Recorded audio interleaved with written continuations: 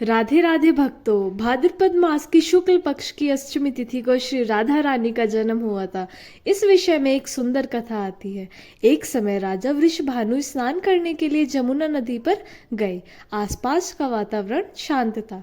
मंद गति से सुगंधित वायु लहरा रही थी। चिड़ियाओं की मधुर आवाज के बीच में महाराज वृषभानु ने एक सुंदर दृश्य देखा। उनसे कुछ ही दूरी पर एक यमुना नदी पर एक स्वर्ण का कमल का पुष्प तैर रहा था। इससे पहले उन्होंने स्वर्ण का पुष्प कभी नहीं देखा था। फिर वो उस कमल के पुष्प के पास गए और देखा कि उस कमल की पंखुड़ी के बीच एक अत्यंत सुंदर बालिका सो रही थी और उसका वर्ण पिघले हुए स्वर्ण के समान था। नेत्र कमल की पंखुड़ियों के समान कोमल थी। इस बालिका को देखते ही महाराज के मन में वात्सल्य की वर्षा होने लगी।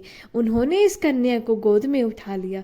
आसपास देखा तो कोई नहीं था। इस तरह एक नवजात शिशु को किसने छोड़ा होगा? वो ऐसा विचार कर ही रहे थे कि तभी वहां ब्रह्मा जी प्रकट हुए और बोले कि हे वत्स, पत्नी ने तुम्हारे अनेकों वर्षों तक घोर तपस्या की थी ताकि तुम भगवान श्री हरि की संगनी को अपनी पुत्री के रूप में प्राप्त कर सको, और इस जन्म में तुम्हारी ये इच्छा पूर्ण हुई है। यह बालिका साक्षात भगवान की अंतरंग शक्ति है। माता लक्ष्मी का प्राकट्य भी इन्हीं से हुआ है। जाओ, इन्हें अपने घर ले जाओ और पूर्ण प्रेम और स्नेह से इनका पालन पोषण करो। ऐसा कहकर ब्रह्मा जी अंतर्ध्यान हो गए और महाराज वृषभानु के आनंद का कोई ठिकाना ना रहा।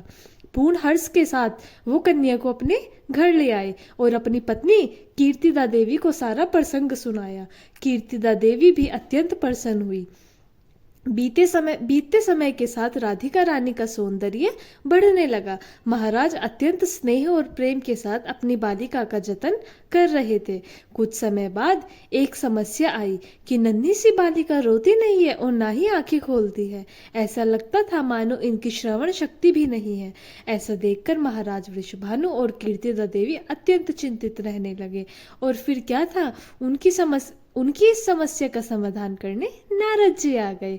उन्होंने महाराज जी को एक सुझाव दिया कि आप अपनी पुत्री के जन्म के उपलक्ष्य में एक समारोह का आयोजन करें और इसमें अपने परम मित्र नंद महाराज को परिवार सहित आमंत्रित जरूर करें। फिर क्या था, समारोह के आयोजन की तैयारियां होने लगी। नंद महाराज को विशेष आमंत्रण भेजा गया। अपने मित्र के आमंत्रण को स्वीकार करते हुए नंद महाराज, यशोदा मैया और नन्हे कान्हा बरसाना आ पहुंचे। नन्हे कान्हा को पता था कि उन्हें क्या करना है और कहाँ जाना है। अपने घुंघरू खनखाते हुए वह सीधा राधा रानी के पास पहुंच गए। जैसे श्री कृष्ण ने पालने में सोई हुई राधा रानी को देखा तो उनकी सुगंध से राधा रानी समझ गई कि उनके प्राण प्रिय श्री कृष्ण आ गए हैं।